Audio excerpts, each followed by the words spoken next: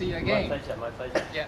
So today I'm representing a Georges River Association. Great. And in our WeChat group we have over 1,000 Oh my goodness. active local, mostly Chinese voters. Yes. So over the past few weeks, I've been collecting all the questions and the discussion and formulate like a dozen of questions. So we are very happy for you to answer questions. Much appreciated. Yep.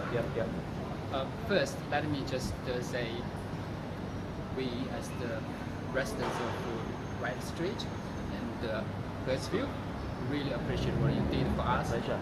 For the court case. My pleasure. We'll never forget about that one. Yeah, great. That's my personal and the collective appreciation. Thanks, mate. It's my pleasure. First one. My pleasure. Okay. Now, can you please just give us an introduction of your education and work experience? Yeah, sure. I have a Bachelor of Arts degree from the University of New England in Australia and a Master's in Public Policy from Princeton University, where I studied domestic policy implementation and economics, and I received a full scholarship to Princeton, which is based just outside New York. Impressive. Yes. Thanks, Ben. My son goes to New England as well. There you go.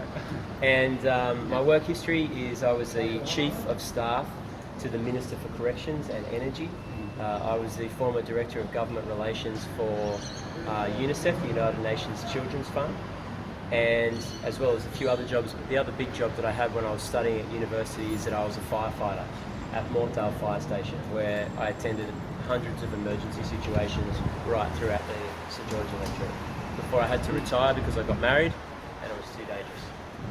You're too good. Okay. So now just cut to the chase. The most important question, most concerned from the residents is the recent remarks from Michael Daly about the Asians taking over job from Aussies and all the dramas around that. Can you make some comments about that? Yes, of course. Look, I think Michael has said immediately afterwards that he made a mistake with using those words in relation to the issue of Asian immigration, and he apologised and he's issued an unreserved apology to the entire community. And look, my record, Ben, speaks for itself. I've been a passionate supporter of the Chinese community in Hurstville. I've worked tirelessly to bring our country closer together. I've explored issues in relation to the fact that it's not well known how much China suffered and how brave China was during the Second World War. That part of the history of the Second World War has been wiped from history books, and it can't be. It should be part of the Australian curriculum. I've spoken passionately about how Mandarin must be, Chinese languages, including Mandarin, must be taught in New South Wales schools to give Australian children an opportunity to take advantage of the Asian century. And I've worked tirelessly on big issues and small issues in the Hurstville electorate on behalf of the Chinese Australian community, to the extent that right-wing anti-immigration groups have attacked me for doing it. You know what? I'm not going to give up now.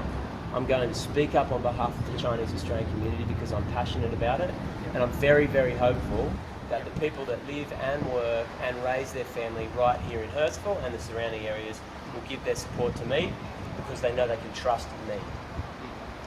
Thank you very much. So the next few questions are more specific about the concerns about the living environment and everything.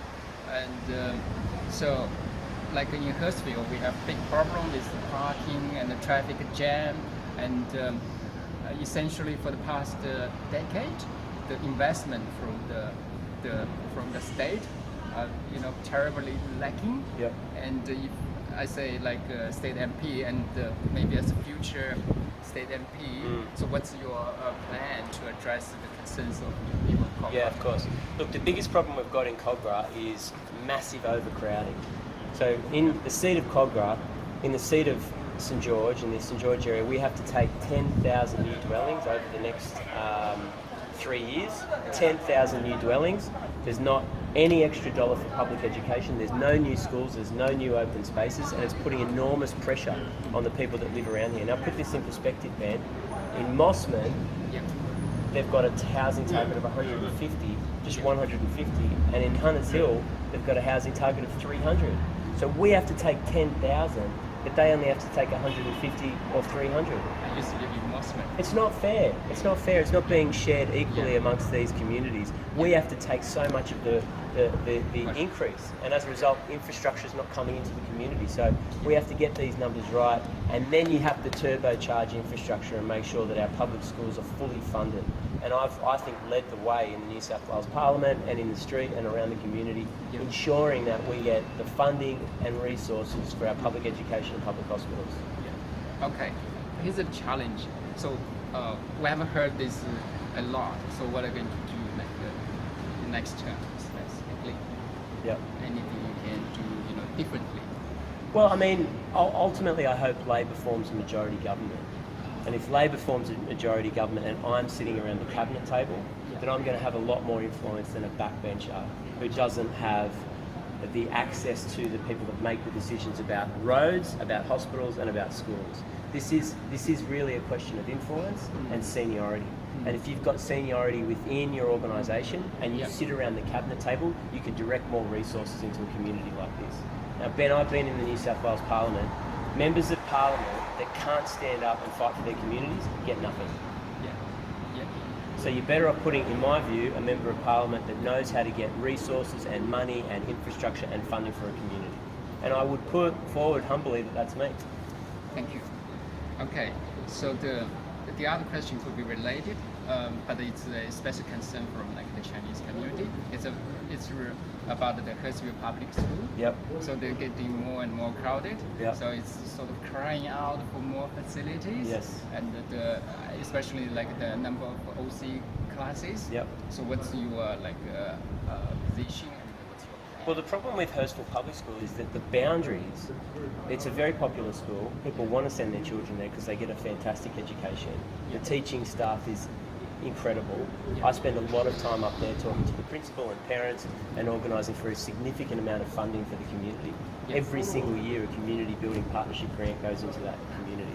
But the problem with Hurstville Public is because there's so much development around the school, the boundaries are getting shorter and shorter and shorter, closer and closer to the school.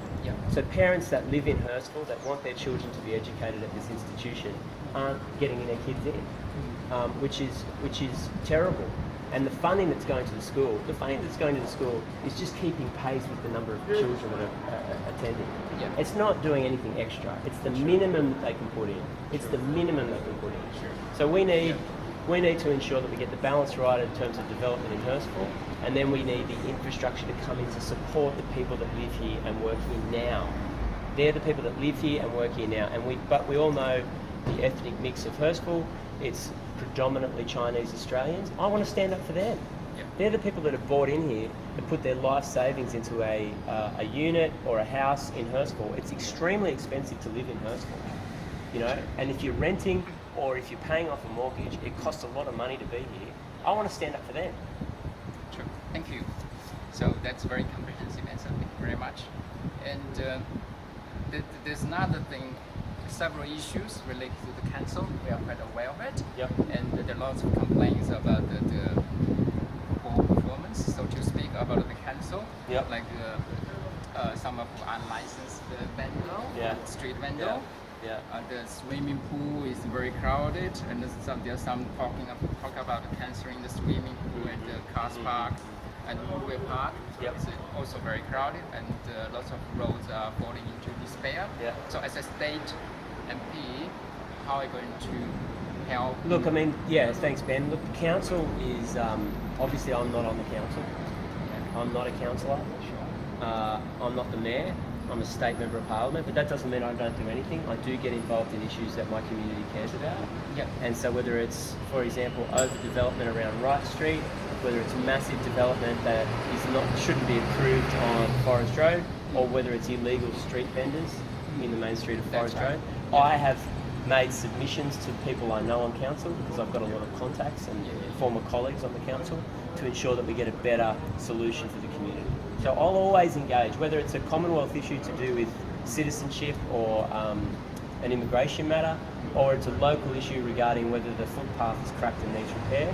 We've done it all. We've done it all. We've been a comprehensive service to the people that work here, that live here. Thank you. That's encouraging. And of course, the next question is related to the planning and the overdevelopment. In Earthview, South Earthview, pensions, we got several DAs for places of public worship and cause lots of contention among the residents. So at the state level, how can you improve the Well, legislation? places of worship are important for communities. You know, there are people of faith. You know, I'm a Catholic. You know, I attend mass. You know, so that's my personal what I do on weekends. But they have to go in the right spots, and they can't go in residential streets that are already overcrowded because it puts a huge burden on the people that live there. Yeah. And so there has to be more sensible guidelines drawn around that. Okay, so you put that on the record already? Yes, you bet. Yeah. Okay, so the next one is about the train station, about the commuting. The last one? Yes, last one. Yeah. Okay, so the Cobra is very crowded. Yeah. And there are lots of hospitals, schools, Disaster. and everything. Ben, it's a disaster. What's So it? in 2015, the New South Wales government cut 45% of peak services for Cobra Station. Yeah. 45% of peak services. Yeah. And now, like, this community has Calvary Hospital, St George Public Hospital, St George Private Hospital. Yeah. It's got 4 schools. It's got a huge TAFE. Yeah. It's got Westpac and St George that are located there that employ 2,500 people. Yeah. I personally have gone to the Transport Minister, who's a Liberal, and said you need to return services to Cobra because the community there is major and it's big. It's not a small station. Yeah. It's a major industrial hub. Yeah. So those services need to return to peak hour. Now we're running on a platform to return those services, and the Liberal Party and the government are refusing to do it. Okay. So I think it's a very straightforward. Decision for commuters and people that rely on public transport. The government has put billions of dollars into toll roads at the expense of public transport.